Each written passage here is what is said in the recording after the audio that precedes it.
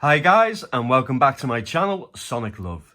So in today's video, we're going to be doing a first look unboxing of the brand new RG280V. Now I've been really excited about this one, to be honest, because one thing that I really love is the 4:3 aspect ratio on screens. Now the Rg351P, that aspect ratio changed. I really like the Rg350m simply because of the 4:3 aspect ratio. I just think for most emulation, it's well suited, especially for retro games, because obviously that's how the aspect ratio was. Especially for like arcade games, makes a huge difference in my opinion. It doesn't squash the screen, it just has a really nice screen. So the last really version of the smaller, should I say, family of the Anbernic was the 280M. This was really my go-to to take away and just simply stick it in my pocket and always have the ability to play games on the go with a small form factor. I absolutely love it. I love the screen. Really sharp, vivid, nice. And with Anbernic, you just get a solid product. It's incredibly well made. Got a bit of heft to it. This thing will last forever. So I know a lot of people always say that the Anbernic are too pricey, but one thing you've got to remember, guys, this thing will last a very long time. Most other companies, I've got a lot of handhelds that are neither breaking or just not working as good. I know with it, I can trust an Anbernic product just for the simple fact that it's incredibly well made. So I don't mind paying that extra buff in price because I know it's going to last and I'm going to get full capability of what it does. It doesn't overkill itself. It knows its limits and it doesn't push it any further than that. So everything that you play on it plays really well. So I'm expecting the same type of principle from the new version. So here is the box. So reasons why I got this as well is just for a size comparison as well. So Anbernic logo. I got the silver version and not the Famicom version. Thought I'd be different. I will get the Famicom version in the end. So it has, as you can see, front and back, USB DC. It has L2, R2 situated at the top, volume on the side, external and internal. It's got a D-pad. No analog stick, start select at the bottom, game keys, which is obviously your buttons A, B, X, Y, reset and power. And obviously it's got a speaker on the back. Now, I don't know if you can see, but there seems to be like two circles. Now, it does state on this side that it has stereo speakers. So I'm not really too sure because I'm sure I remember watching a video and it looked like it only had one, but we'll see. So it has the JZ470, 1 GHz. It's got DDR2, 512 meg, built-in capacity, 16 BTF card. Obviously that will be your firmware. It has an external firmware, obviously for ROMs. It's a 2.8 screen, 320-3, 480, full view IPS. It says fit perfectly, super tempered glass. So it supports Type-C charging function, low battery LED indicator, stereo speakers and headphone output. The battery capacity is 2,100 milliamps, which can last 7 hours. I doubt it. Probably get about 5, but that's still very good. Supports TF card expansion up to 256 gigabytes. Now it's really nice that they're giving that information. Don't normally get that on the products, and especially the way that they've laid it out. So that's really nice. I hope they continue with that. So there's nothing else. There's nothing on the back. So let's open it up and see what it's like. So as you expect, Anbernic, they've done a really nice job in securing it, making sure that it's not going to be damaged by the time it arrives.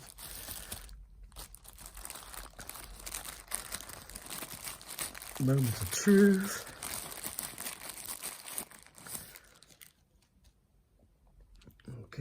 So we have a little sponge bit, so we can chuck that away. All right. Oh my God, it is tiny. Okay, so let's put it to... Now, one thing that I will say is the screen looks incredibly bigger than 2.8. Now, I know it is still only a small screen, but I think just because of the incredibly thin bezels, like, because they are so thin, why they can't do this on most units, but look how thin that bezel is. Super thin, so it makes the screen look a bit bigger than what it actually is, which is nice. So the D-pad feels really nice, as you'd expect. It has the Famicom style, but it's actually silver with the 2 lines and the Roman numeral asterisk in the top left. Very small Anbernic logo, very nice. Start, select and start, ABXY, buttons feel, yeah, really nice.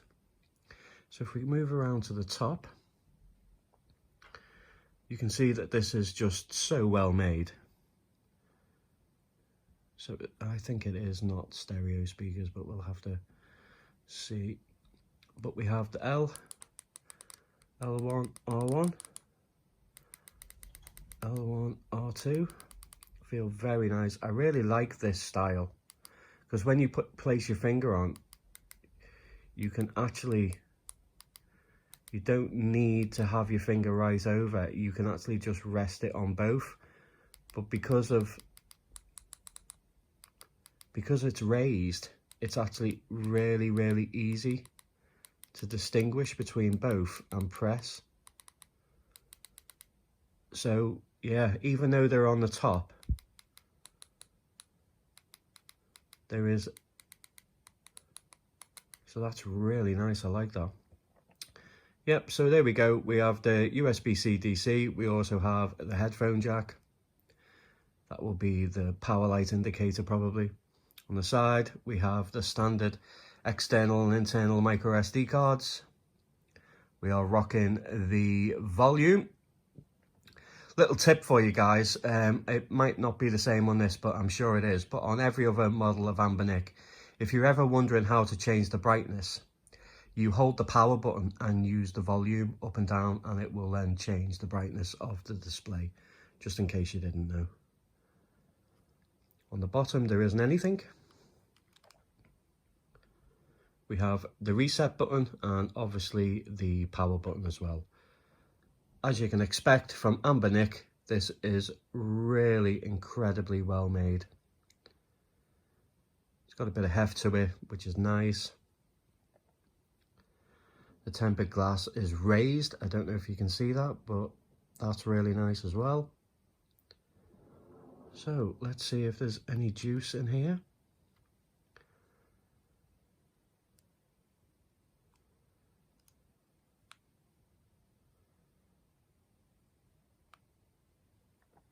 There we go.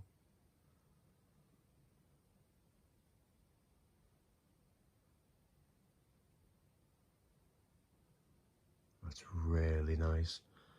That screen is beautiful. In fact, it's going to be washed out. So let me go to the power and see if it works. Oh. There we go. Yeah, that's really, really nice. So let's just do a little bit of a comparison to the size.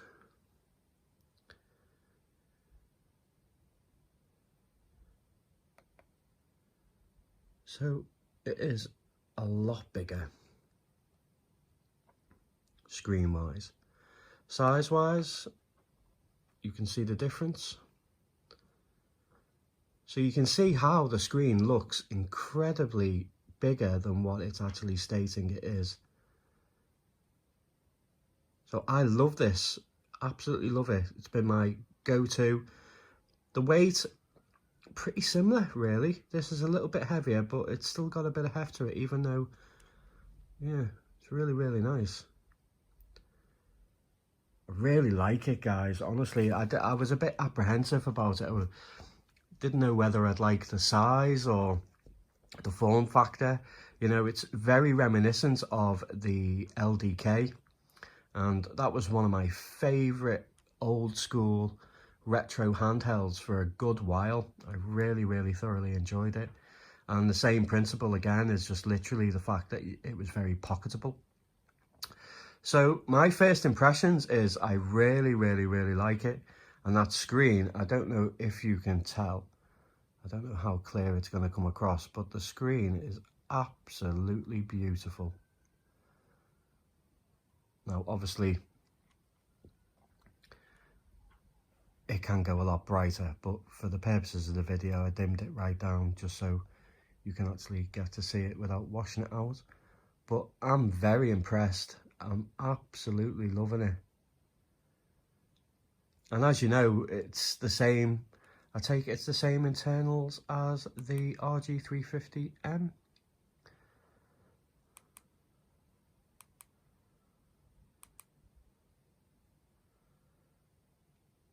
Rg350 test, yeah, there we go.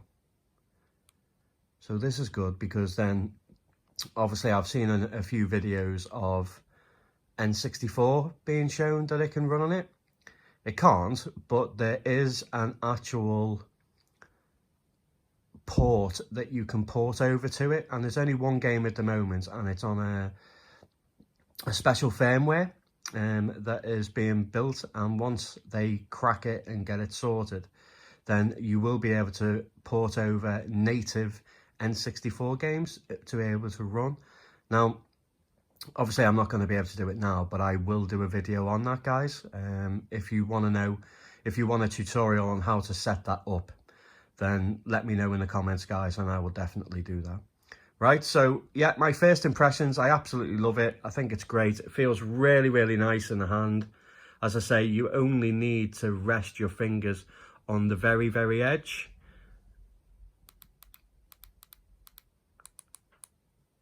As you can see, it's very easy to hit.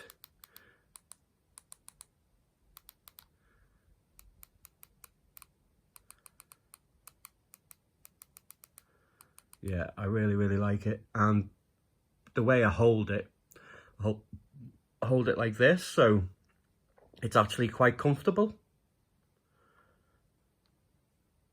Yeah, so it's actually really, really nice. And now I did think like I'd have cramped hands, but as you can see, my fingers aren't cramped over or turned over. They're literally just like as if you have your palm open like that. It's very comfortable. So as you see, it just perfectly fits over like that. So yeah, I don't think you're gonna have many cramp issues. Really, I think it's actually really, really comfortable. As I say, it's got a great feel to it. Instead of normally being like that, it's literally just rests. So it's ideal, really. Well, for me anyway. I've got big hands, but yeah, it still seems very, very comfortable. Okay, guys, so what I'll do is, with the power of YouTube, I'll check through, make sure that all games are on there that I want to be able to test, and then we'll run through some emulation testing. And then over the next couple of days, obviously I'll put the new firmware that's on there, special firmware, so you're able to play Mario 64 natively at full speed. See you in a tick. Back. So as you can imagine, if you have an RG350 350P 350M, you will know exactly what you're going to get. So I'll just go through as many games as possible. I don't really want to bore you because, you know, you've probably seen it all before. So let's kick things off with a fan-made version of Streets of Rage.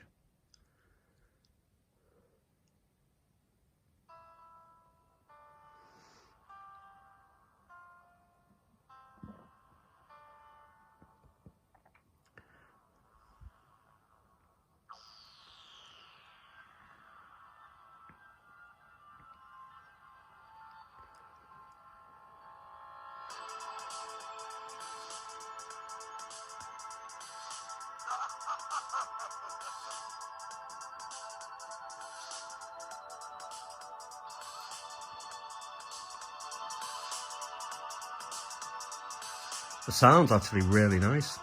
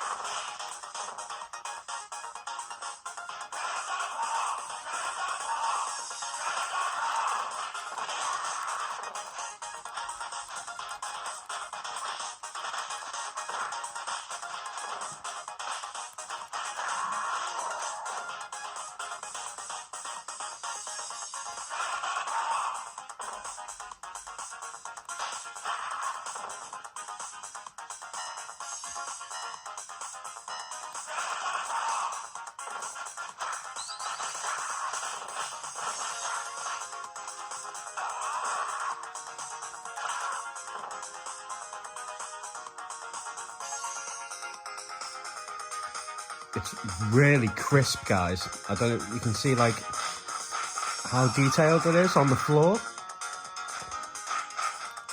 It's so nice.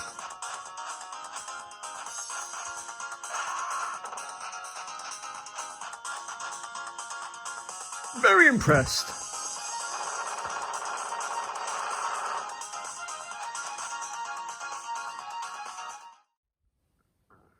There we go. Jojo's Blaze. May as well, when in Rome.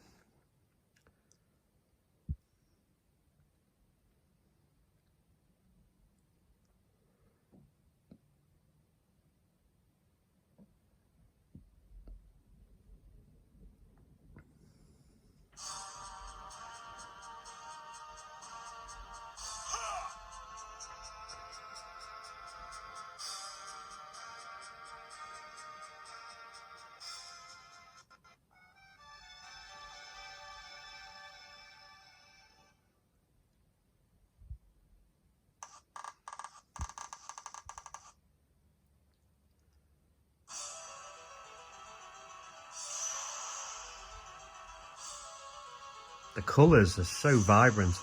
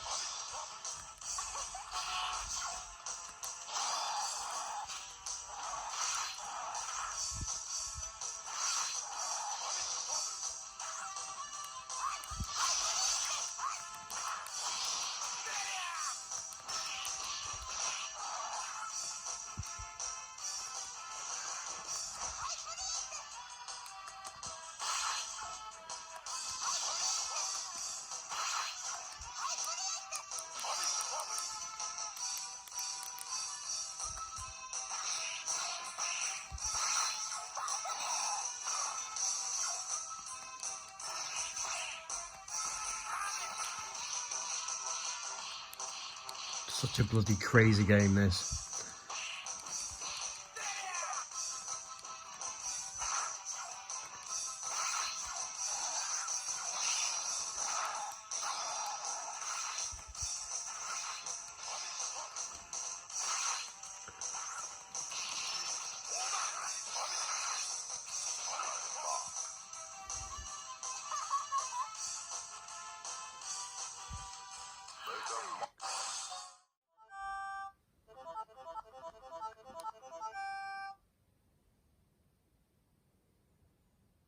Viewing angles are really nice.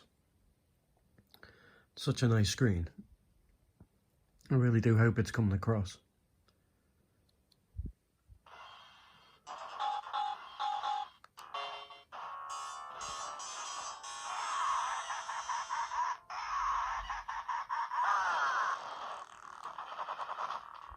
It's got a turbo button. Nice.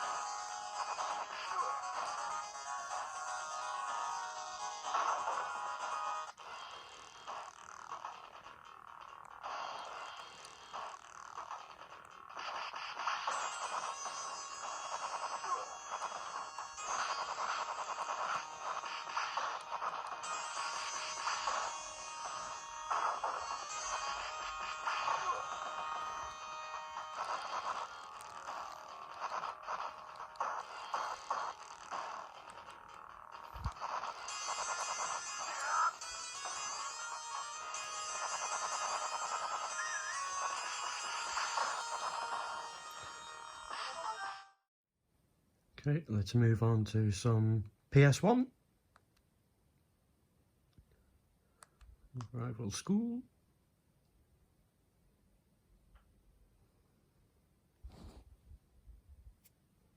So no hand cramps, no finger tingling or anything so far, guys. Just really, really nice. As I say, the form that you hold it, it's just quite relaxing, you know.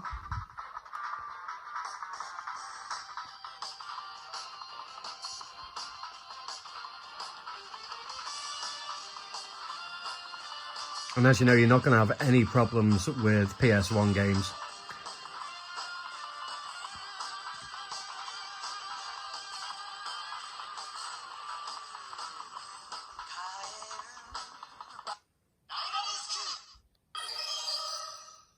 Just looks so nice. One thing I will say, maybe because I've turned the brightness down quite a lot so it doesn't wash out, it just seems a little bit dark to me here. So obviously, you know, you can turn the brightness up and it will go a bit more brighter. And it looks a tiny little bit oversaturated, but it's not a bad thing.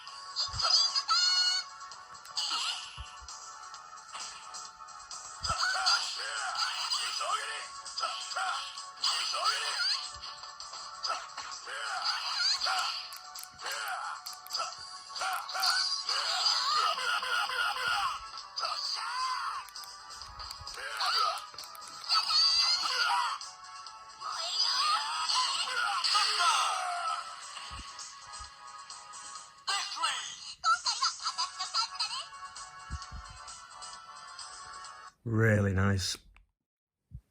Go with a classic.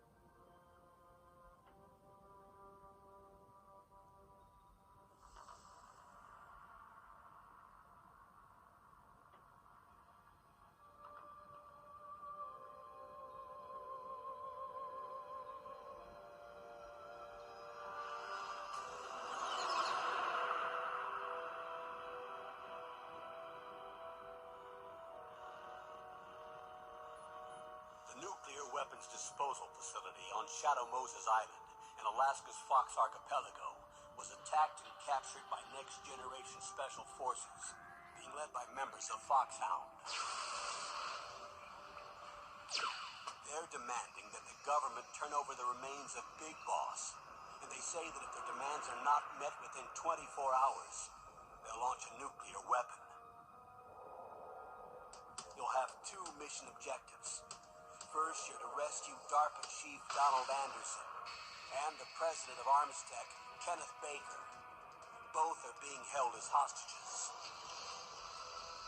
Secondly, you're to investigate whether or not the terrorists have the ability to make a nuclear strike. Stop 52. What's the insertion method? We'll approach the disposal facility by sub. And then launch a one-man SDV. After the SDV gets as close as it can, dispose of it.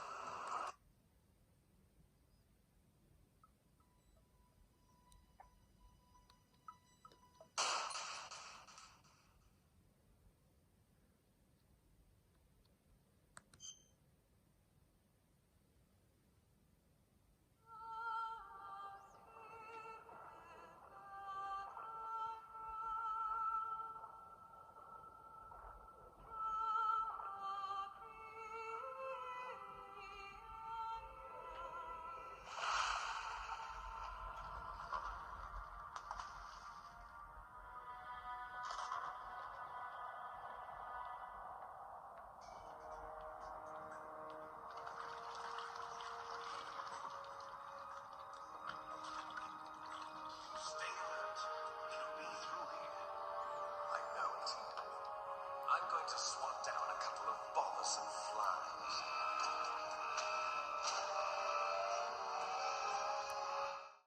Okay, let's try some.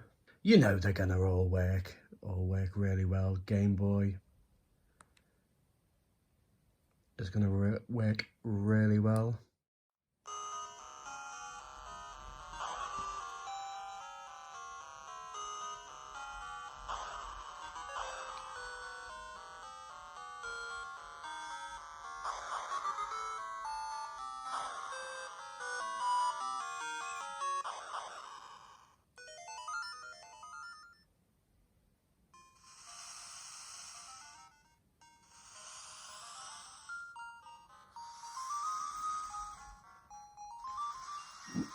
I'm absolutely really impressed with this, guys. This is definitely going to be my new pocketable, tiny, stick it in my pocket. Screen's more than enough. And I'm also really, really excited because if you do get about 5 hours out of this, then this is definitely worth a purchase, guys. I know you guys think that it's a little bit pricey, but one thing you've got to remember is that this is so incredibly well made. You pay for quality, you know, that's what you get. I'm glad I got the black version. I think it looks black and silver. I think it looks really, really, really nice. But I'm really impressed with this, guys.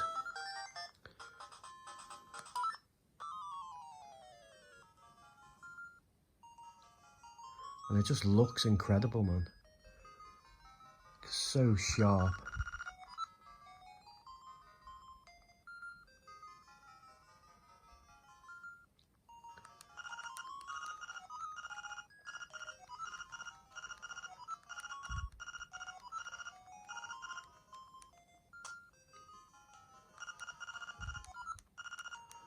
Pretty heavy.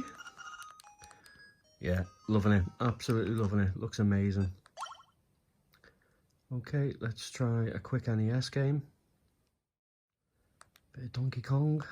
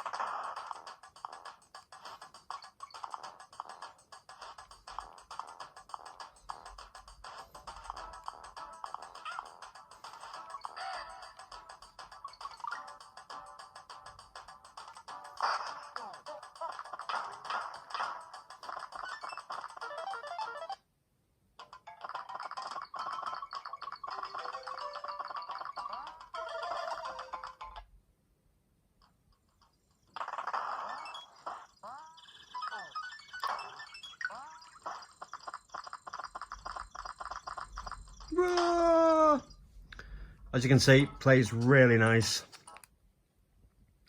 Lovely jubbly. Okay. What else could we do? Try a bit of Neo Geo.